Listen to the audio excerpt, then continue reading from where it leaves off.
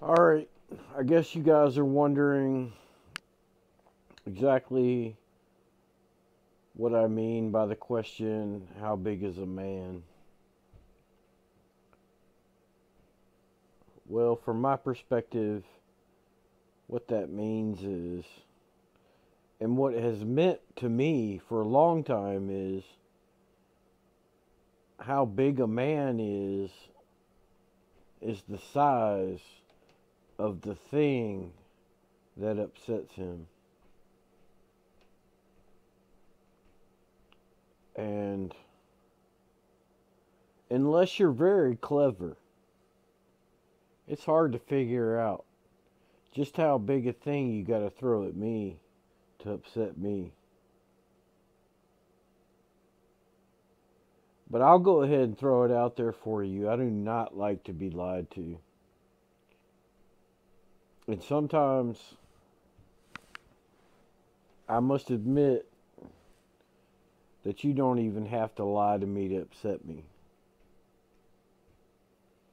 You can just believe something that's not true and then pronounce that to me with such passion that makes me believe that you believe it. And now I know that you believe something that is absolutely not true. And that makes me angry. Because I see any strange man and I'm like, that's my brother. And I don't want him to believe shit that's not true. Now I've reached a level of acceptance. I can remain calm sometimes now when I see that a man believes something that isn't true. I have to relight the cigarette. And it takes longer to piss me off, but before I got older and wiser, I used to get angry when I believed that another man believed something that wasn't true.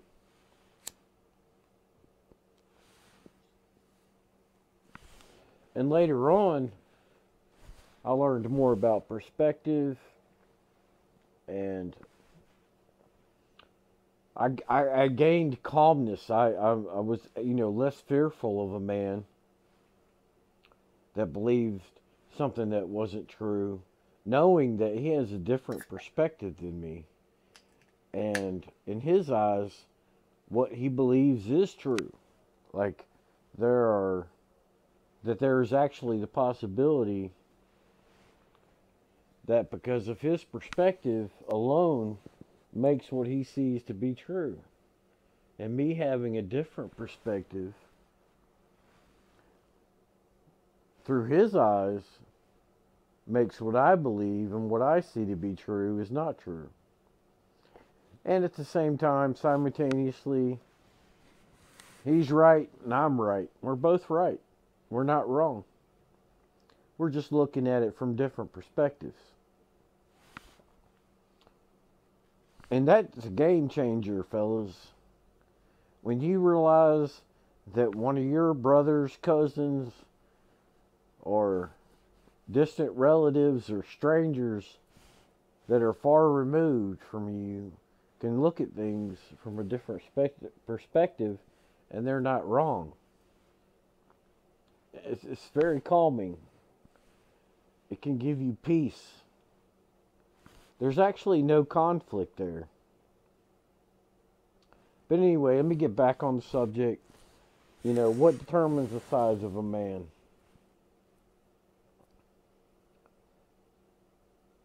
Like I said before, the size of a man to me, from my perspective, is the size of the thing that upsets him.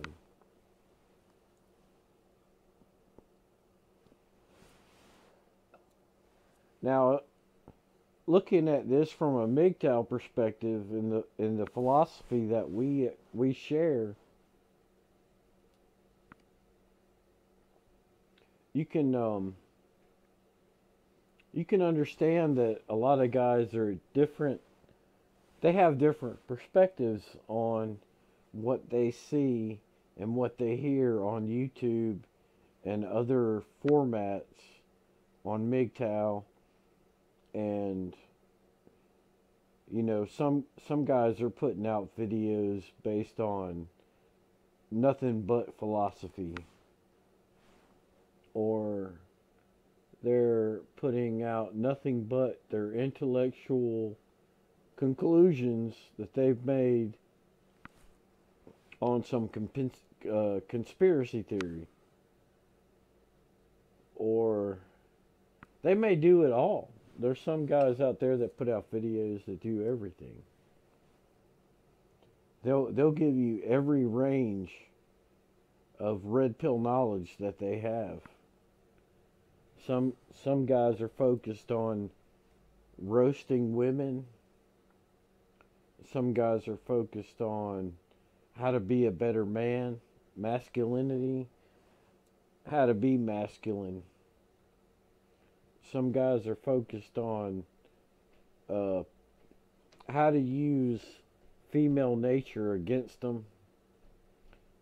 Those are mostly PUAs, but it's not bad knowledge to have as a MGTOW. If you know their tricks and their secrets, it can act as a shield for you to protect you. Anyway, I'm going off subject here. I'll try to shorten this video a little bit, and I think my basic point is I have a very different perspective on how big is a man than Google. If you Google that question, it's gonna take you a while to find anything that I've spoke of so far concerning the idea that a man is determined by the size of the man is determined by the size of the thing that upsets him. What you're gonna find out is what Google thinks. Google thinks that the size of a man has everything to do, in the beginning at least, with the size of his penis. I'm pretty sure that's what you'll find.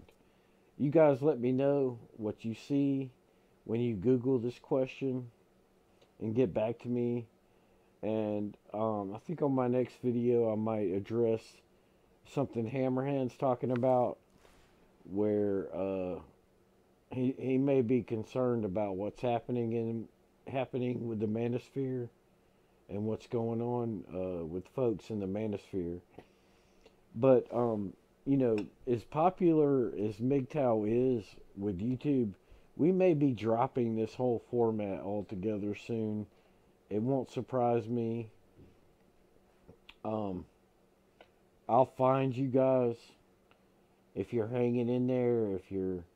If we settle in someplace where we're accepted. I completely understand if Google wants to get rid of us, because we're becoming smarter MGTOWs.